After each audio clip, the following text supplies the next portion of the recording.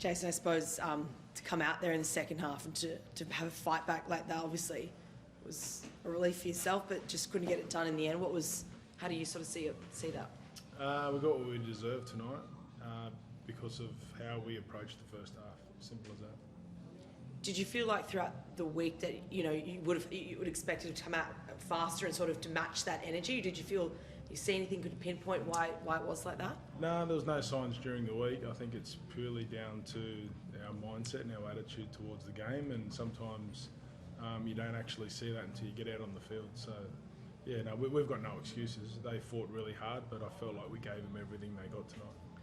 It felt like in the past few months, Jason, there's a serious corner that has been turned. Like, how do you explain the approach and I guess the attitude the players did take into that first half? Yeah, I think we're all responsible. Like, it's not just the players, it's the players, the coaching staff. We'll go back and see how we approach the week and review ourselves and that sort of thing. But yeah, the game gave us really good feedback in the first half, but then it also gave really good feedback to the players of the fight in them in the second half. So yeah, we've got the footy there to really challenge and beat teams, but we just need to be more consistent, especially in that first half. Did it feel like the word inevitable is not the right one, but when you score 3 tries in the space of 15 minutes or so early in the second half, they're down to no one on the bench essentially. Like, did you sort of feel like you had all the running and it was almost 80% chance, let's say, that you. Well, the reality was we were a blade of grass away from blowing them away at the end. So, but that's footy. Like, and again, had we approached the first half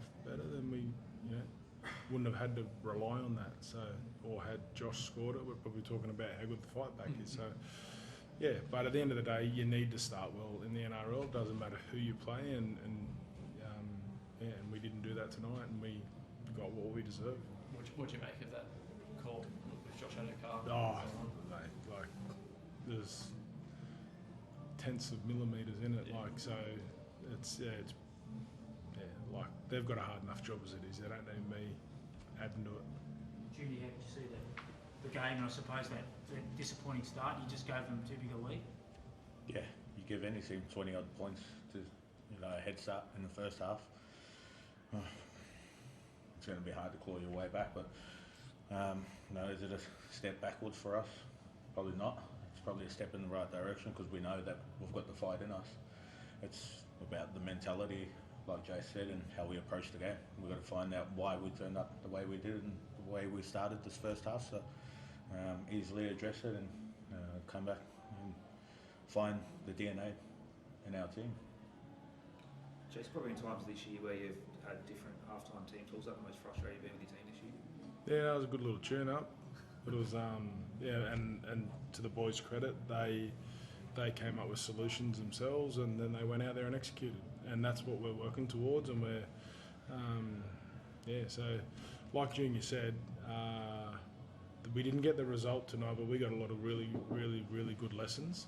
So we'll take those lessons and move on from it.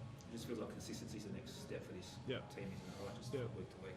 Yeah, I think one thing that's really stood out with the players is the consistency of our training has been really at a high level. So, we just need to start to maintain that, and the transfer will come. Any injuries that have anything to note? Not that I know of. Kitty's got a bit of a sore ankle, but